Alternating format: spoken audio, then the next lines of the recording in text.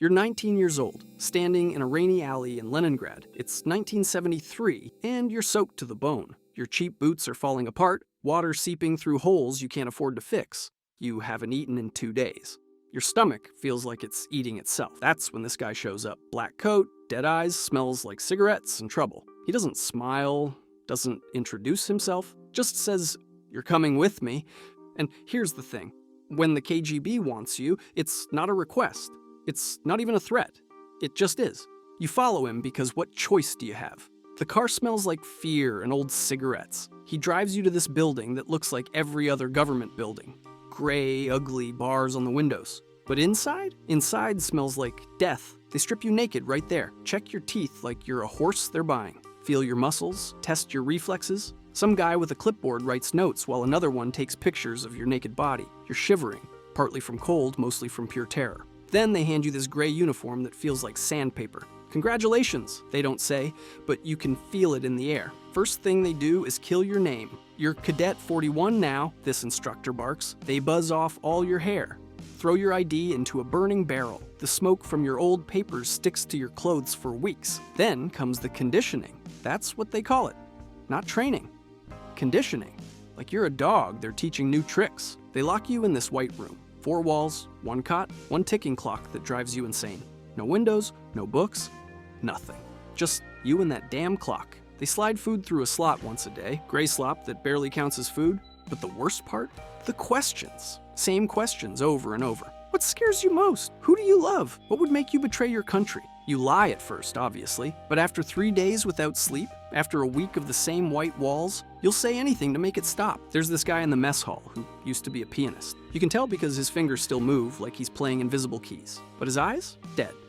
Completely empty. You wonder what they did to him, but asking questions gets you thrown back in the white room. The fighting they teach you isn't like in movies. It's not karate or boxing.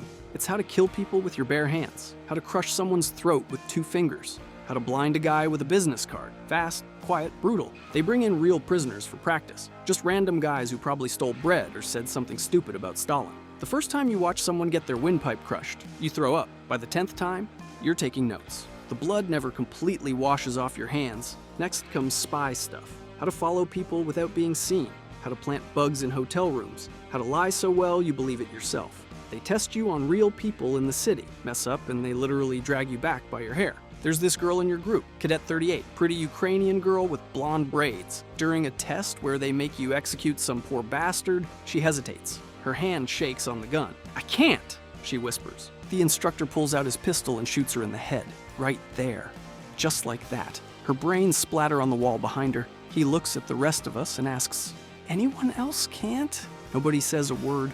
They burn her body that night. You smell burning hair for hours. 6 months in, they give you your first real assignment. There's this engineer named Leonid. Nice guy, feeds pigeons, reads bedtime stories to his daughter. He's also writing coded messages and passing them to dissidents. Your job? Get him. You spend weeks learning everything about this guy. His favorite coffee shop, what time he gets home, his wife's perfume, his kids' bedtime. You start to like him, which is your first big mistake. The day comes. You knock on his door with fake housing inspector credentials. He opens it, trusting and kind. "Come in," he says. "My wife just made tea." 3 hours later, he's chained in a basement in Moscow. You're watching through a one-way mirror while they torture him. Electricity, pliers, the works. Your boss hands you a cigarette. "Good work," he says.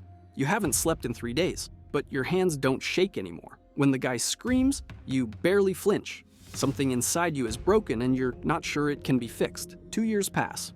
You speak perfect German now, Polish, English with 3 different accents. You've had so many fake names you sometimes forget which one you're supposed to be using. They send you to Berlin, your cover story.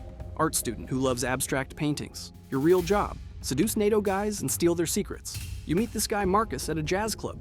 He's young, drinks too much, cries about his dead mom when he's wasted. Perfect target. You pretend to fall for him.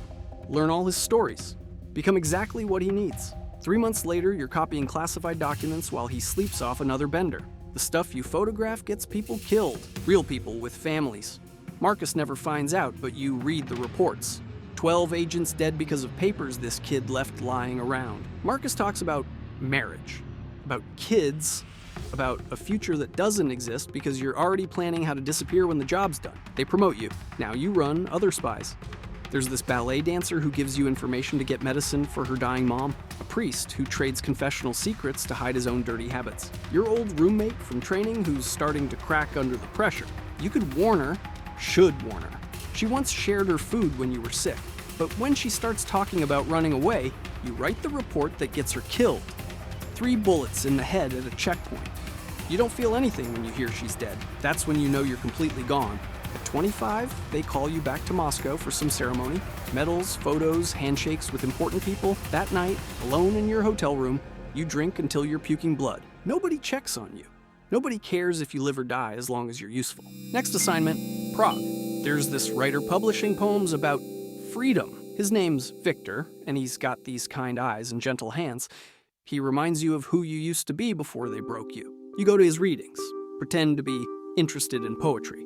He's actually pretty good.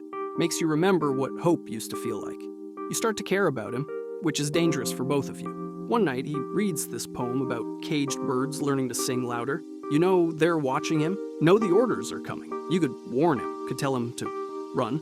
Instead, you poison his tea. Slow-acting stuff that takes a week to kill him. He dies coughing blood while reciting poetry about birds that dream of flying. The newspapers say, pneumonia. You pack your bags and leave Prague the same day. Another ghost to add to your collection. Back in Russia, you're falling apart. Your hands shake all the time now. They give you pills, but you wash them down with vodka. You jump at car horns, slam doors, sudden noises. The war might be cold, but it's still a war, and you've got battle scars nobody can see. One day at the train station, you see your mother.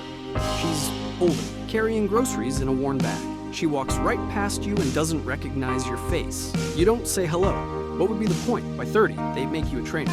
You get an office, a nameplate, the works. Your job now is breaking new kids the same way they broke you. One girl reminds you of that Ukrainian girl with the braids. Same blue eyes, same nervous smile. She fails a test, hesitates when told to shoot a prisoner. You try to argue for her. Give her another chance. Your boss says no. She disappears that night, and you know exactly where she went. You stop trying to save people after that. At 34, they force you to retire. Too visible, they say. Your face has been photographed too many times. Your cover's blown in too many operations. They give you a pension and an apartment above a bakery. The smell of fresh bread makes you sick. Too normal, too much like the life you never got to have. The Berlin Wall falls. The Soviet Union collapses. The KGB becomes the FSB. All your medals mean nothing. Your files get sealed or burned. You're never sure which. At 41, some journalist finds you. Young guy with a digital recorder thinks he's going to write the next great spy story. Asks what it was like being a KGB agent. You pour yourself a drink and look at his fresh face, his hopeful eyes. How do you explain that you can't sleep without pills? That you check your locks 3 times every night? That you see dead people everywhere you go? No comment, you tell him. He leaves, disappointed. You pour another drink and think about all the people you killed. Not just with guns or poison, but with betrayal, with silence when you could have warned them, with smiles while you destroyed their lives. Cadet 38 still visits your dreams. So does the engineer with his kind eyes, the NATO clerk who wanted to marry you, the poet who died believing in freedom, your old roommate who trusted you right up until the end. They never blink in your dreams, never forgive, never leave. You survived the KGB, outlasted the Soviet Union, but you never escaped what they turned you into in that white room. You're still their weapon, still their property, even though the state that made you doesn't exist anymore. Sometimes you wonder if the girl with the braids was the lucky one. She died too. You're still alive, but you're something else entirely. Something that looks like a person but isn't quite. The snow falls outside your window like ash. Tomorrow will be the same as today. Pills, vodka, ghosts, the same routine until the day you die, which can't come soon enough. You survived the deadliest spy agency in history, but surviving isn't the same as living. It's just another word for being dead inside. So you made it through the KGB's hell and lived to tell about it.